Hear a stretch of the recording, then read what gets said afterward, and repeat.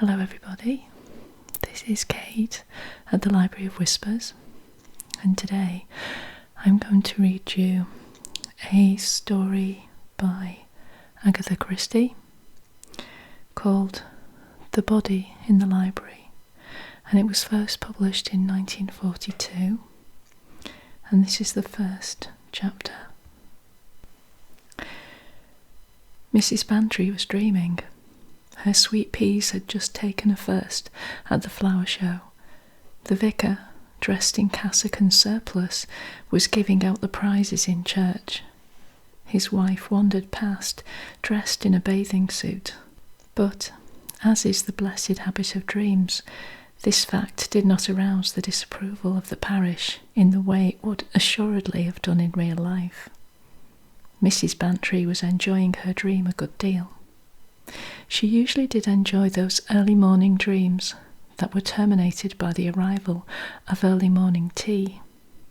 Somewhere in her inner consciousness was an awareness of the usual early morning noises of the household. The rattle of the curtain rings on the stairs as the housemaid drew them.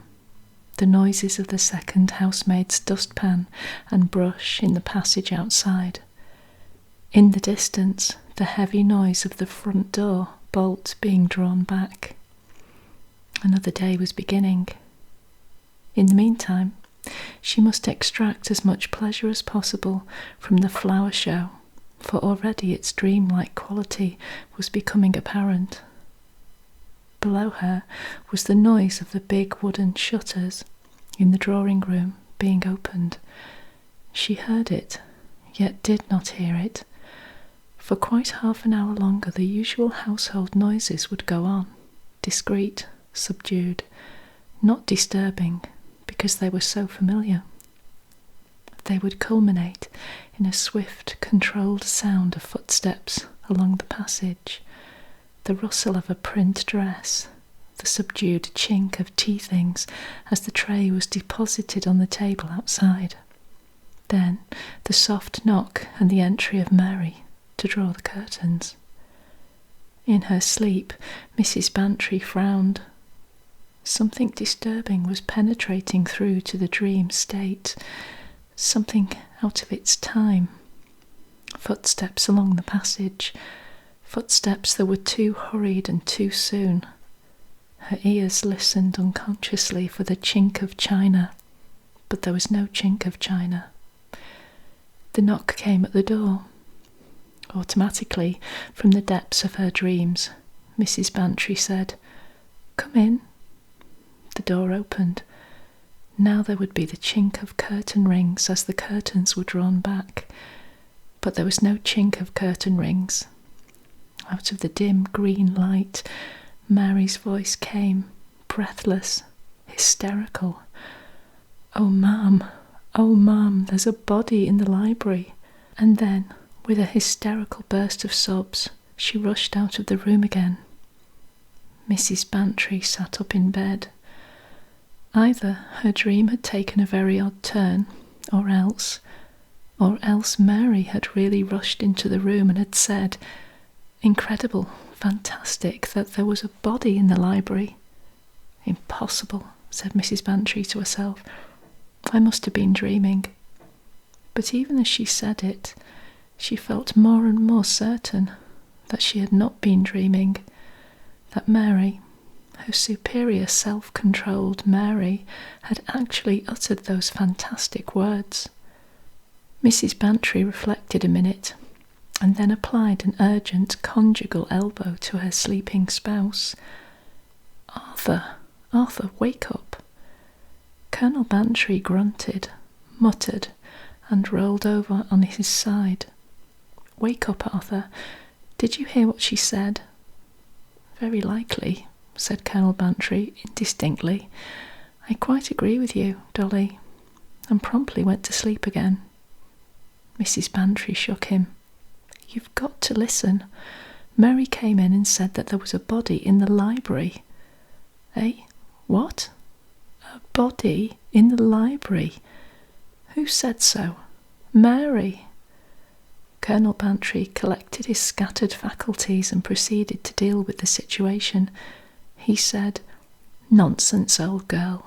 You've been dreaming." "No, I haven't. I thought so too at first, but I haven't.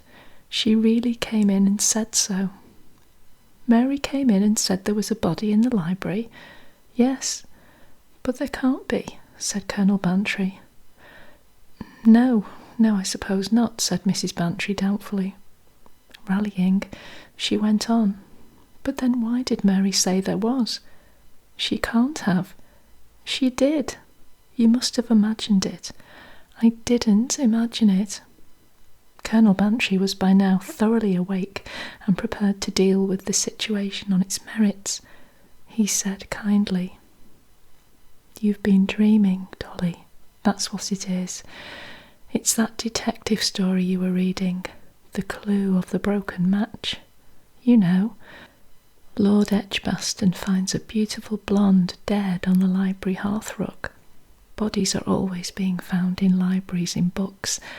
I've never known a case in real life." "Perhaps you will now," said Mrs. Bantry. "Anyway, Arthur, you've got to get up and see." "But really, Dolly, it must have been a dream. Dreams often do seem wonderfully vivid when you first wake up. You feel quite sure they're true. I was having quite a different sort of dream about a flower show and the vicar's wife in a bathing dress, something like that." With a sudden burst of energy, Mrs. Bantry jumped out of bed and pulled back the curtains. The light of a fine autumn day flooded the room. "I did not dream it," said Mrs. Bantry firmly. "Get up at once, Arthur, and go downstairs and see about it." "You want me to go downstairs and ask if there's a body in the library? I shall look like a damned fool."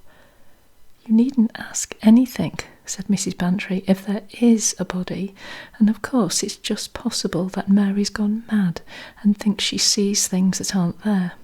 Well, somebody will tell you soon enough. You won't have to say a word." Grumbling, Colonel Bantry wrapped himself in his dressing gown and left the room. He went along the passage and down the staircase.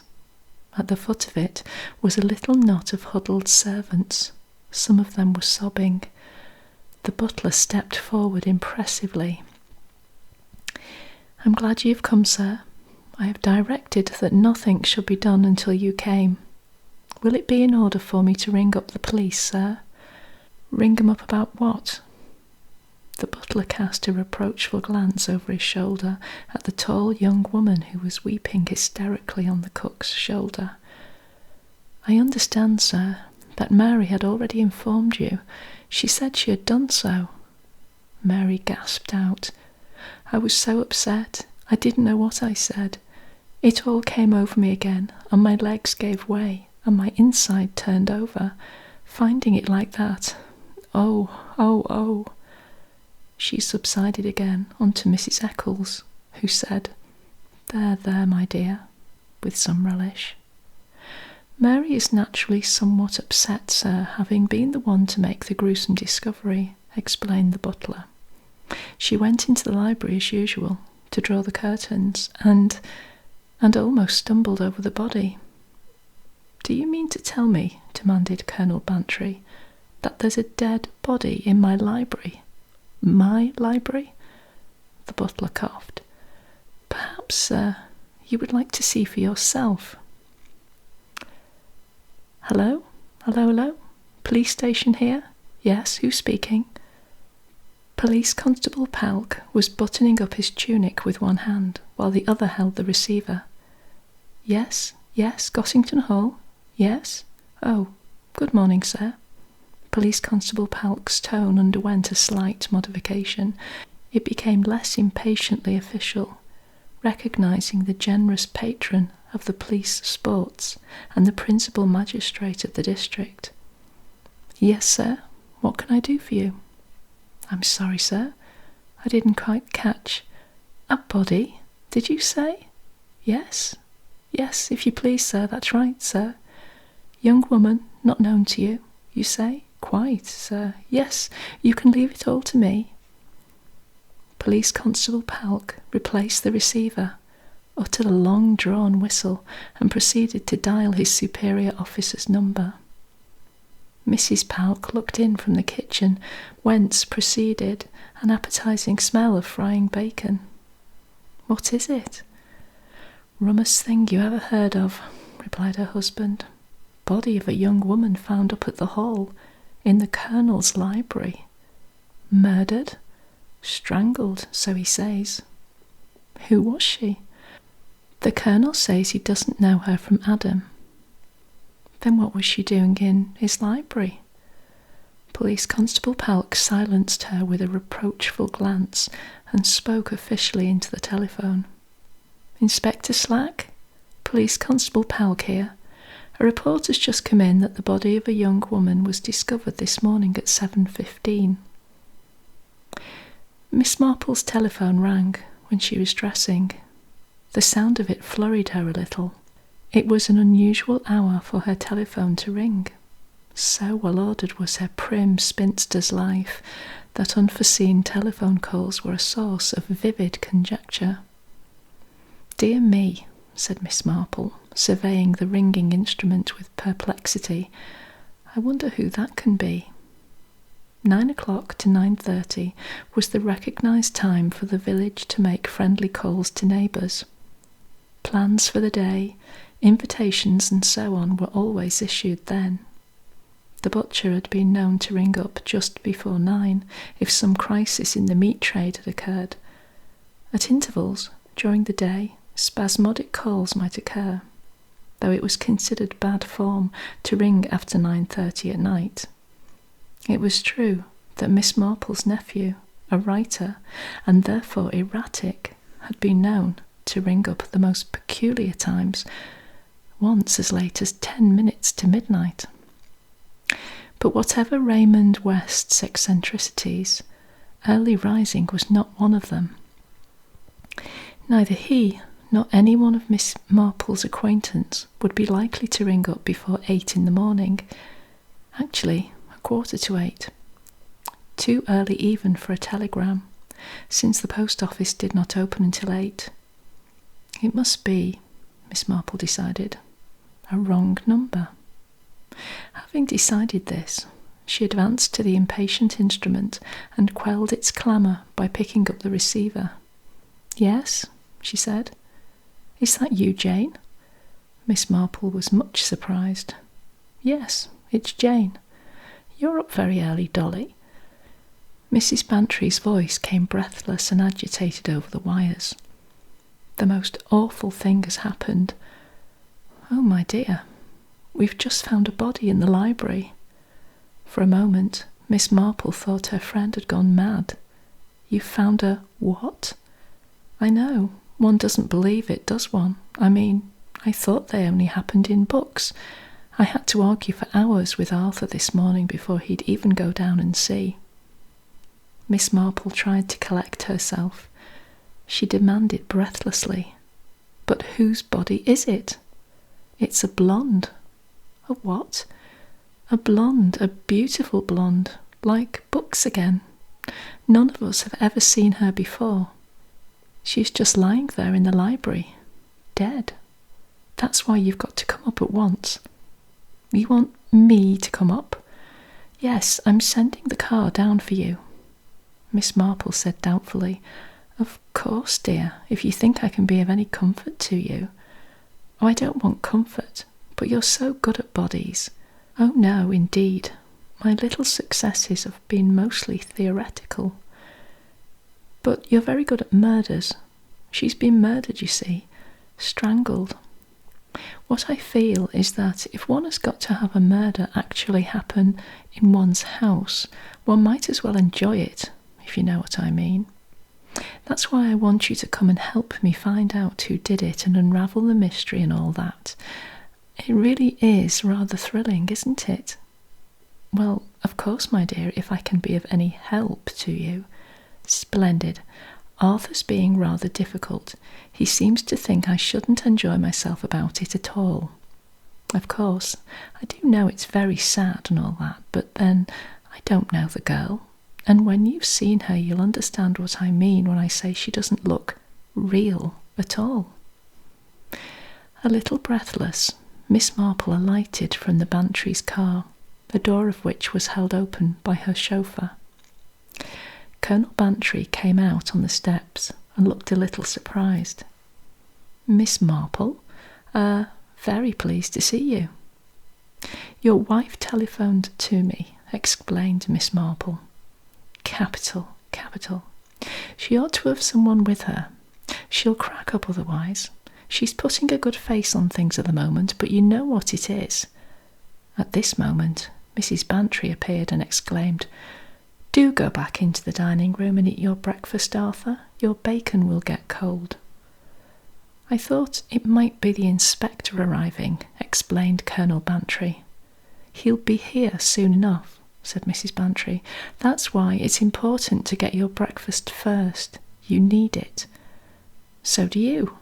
Much better come and eat something, Dolly." "I'll come in a minute," said Mrs. Bantry. "Go on, Arthur." Colonel Bantry was shooed back into the dining room like a recalcitrant hen. "Now," said Mrs. Bantry, with an intonation of triumph, "come on." She led the way rapidly along the long corridor to the east of the house. Outside the library door, Constable Palk stood on guard. He intercepted Mrs. Bantry with a show of authority. "I'm afraid nobody is allowed in, madam. Inspector's orders." "Nonsense, Palk," said Mrs. Bantry. "You know Miss Marple perfectly well." Constable Palk admitted to knowing Miss Marple. "It's very important that she should see the body," said Mrs. Bantry. "Don't be stupid, Palk. After all, it's my library, isn't it?" Constable Palk gave way. His habit of giving in to the gentry was lifelong. The inspector, he reflected, need never know about it. "Nothing must be touched or handled in any way," he warned the ladies. "Of course not," said Mrs. Bantry impatiently. "We know that. You can come in and watch if you like." Constable Palk availed himself of this permission. It had been his intention anyway. Mrs. Bantry bore her friend triumphantly across the library to the big old-fashioned fireplace. She said, with a dramatic sense of climax, "There." Miss Marple understood then just what her friend had meant when she said that the dead girl wasn't real. The library was a room very typical of its owners. It was large and shabby and untidy.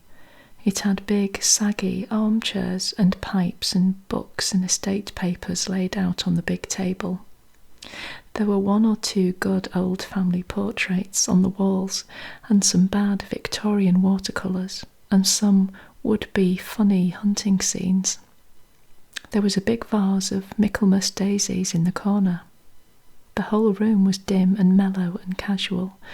It spoke of long occupation and familiar use and of links with tradition. And across the old bearskin hearthrug there was sprawled something new and crude and melodramatic. The flamboyant figure of a girl with unnaturally fair hair, dressed up, of her face in elaborate curls and rings. Her thin body was dressed in a backless evening dress of white spangled satin.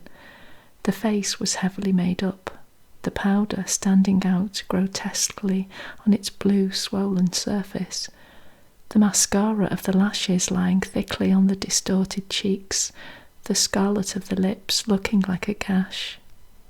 The fingernails were enamelled in a deep blood red, and so were the toenails in their cheap silver sandal shoes. It was a cheap, tawdry, flamboyant figure, most incongruous in the solid, old-fashioned comfort of Colonel Bantry's library. Mrs. Bantry said in a low voice, "You see what I mean? It just isn't true." The old lady by her side nodded her head. She looked down long and thoughtfully at the huddled figure. She said at last in a gentle voice, "She's very young." Yes, Yes, I suppose she is. Mrs. Bantry seemed almost surprised, like one making a discovery. Miss Marple bent down. She did not touch the girl. She looked at the fingers that clutched frantically at the front of the girl's dress, as though she had clawed it in her last frantic struggle for breath.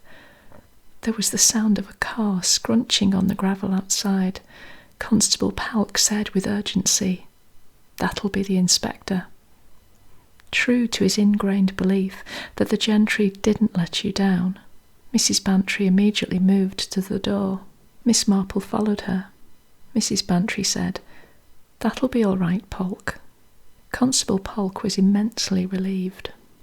Hastily downing the last fragments of toast and marmalade with a drink of coffee, Colonel Bantry hurried out into the hall and was relieved to see Colonel Melchett, the chief constable of the county, descending from a car with Inspector Slack in attendance.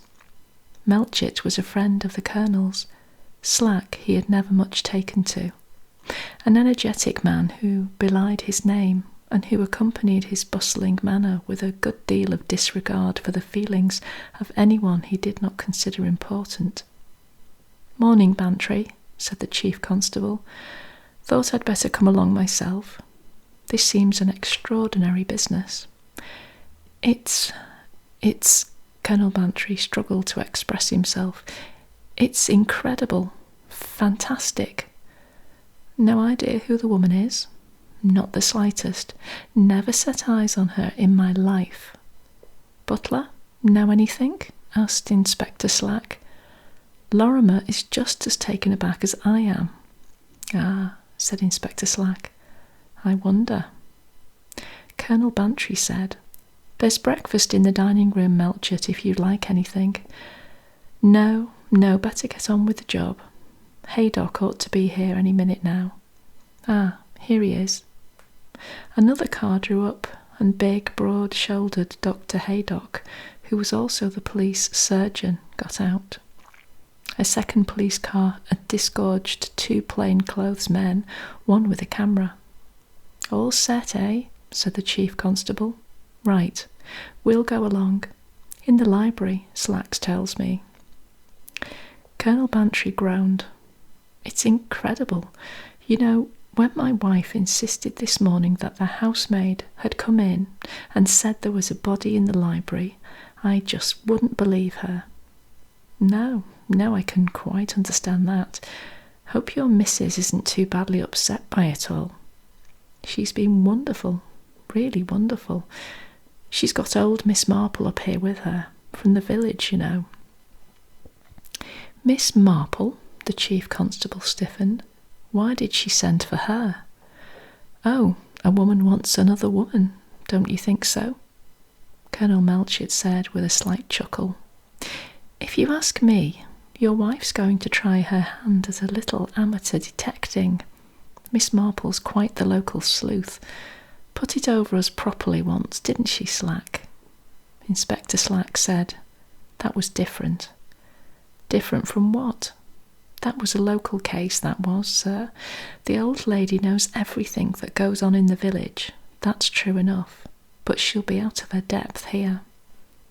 Melchett said dryly, "You don't know very much about it yourself yet, Slack." "Ah, you wait, sir. It won't take me long to get down to it." In the dining-room, Mrs. Bantry and Miss Marple, in their turn, were partaking of breakfast. After waiting on her guest, Mrs. Bantry said urgently, "Well, Jane?" Miss Marple looked up at her, slightly bewildered. Mrs. Bantry said hopefully, "Doesn't it remind you of anything?" For Miss Marple had attained fame by her ability to link up trivial village happenings with graver problems in such a way as to throw light upon the latter. "No," said Miss Marple thoughtfully. "I can't say that it does. Not at the moment.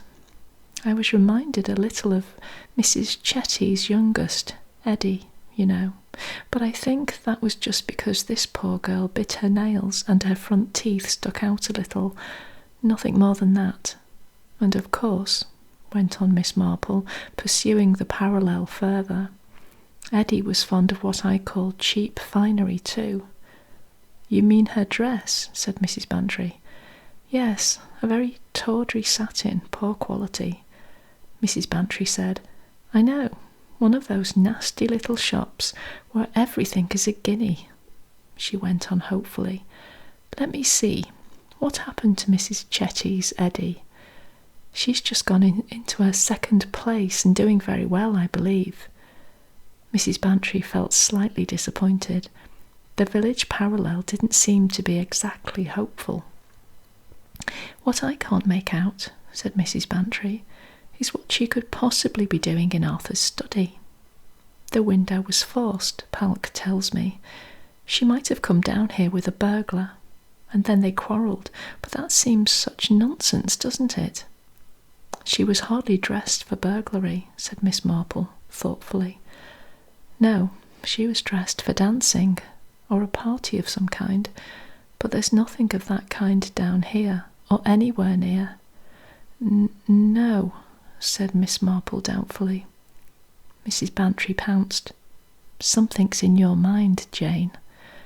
Well, I was just wondering. Yes? Basil Blake. Mrs. Bantry cried impulsively. Oh, no, and added as though in explanation, I know his mother. The two women looked at each other. Miss Marple sighed and shook her head. I quite understand how you feel about it. Selina Blake is the nicest woman imaginable. Her herbaceous borders are simply marvellous. They make me green with envy, and she's frightfully generous with cuttings. Miss Marple, passing over these claims to consideration on the part of Mrs. Blake, said, All the same, you know, there has been a lot of talk. Oh, I know. And of course Arthur goes simply livid when he hears Basil Blake mentioned. He was really very rude to Arthur, and since then Arthur won't hear a good word for him.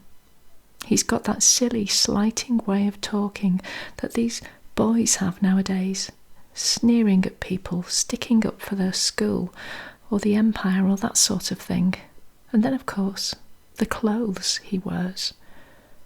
People say, continued Mrs. Bantry, that it doesn't matter what you wear in the country. I never heard such nonsense. It's just in the country that everyone notices. She paused and added wistfully, He was an adorable baby in his bath.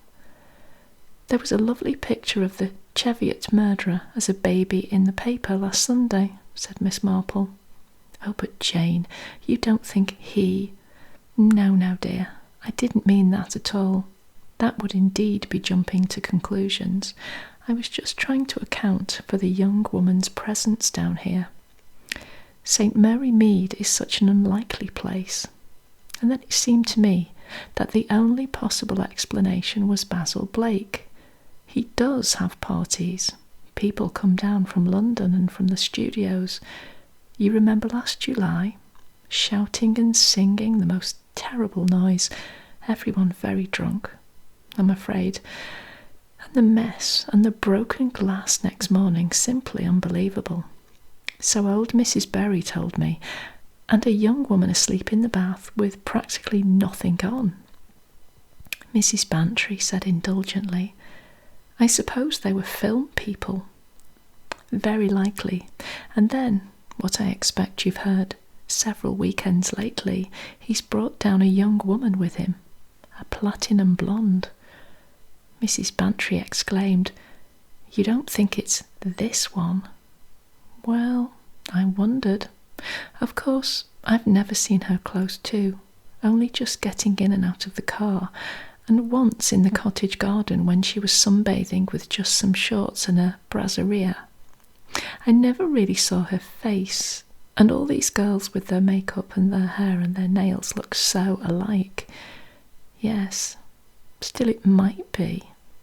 It's an idea, Jane. And that ends the first chapter. This has been Kate at the Library of Whispers. Thank you for joining me. I shall see you very soon. Bye-bye for now. Bye bye.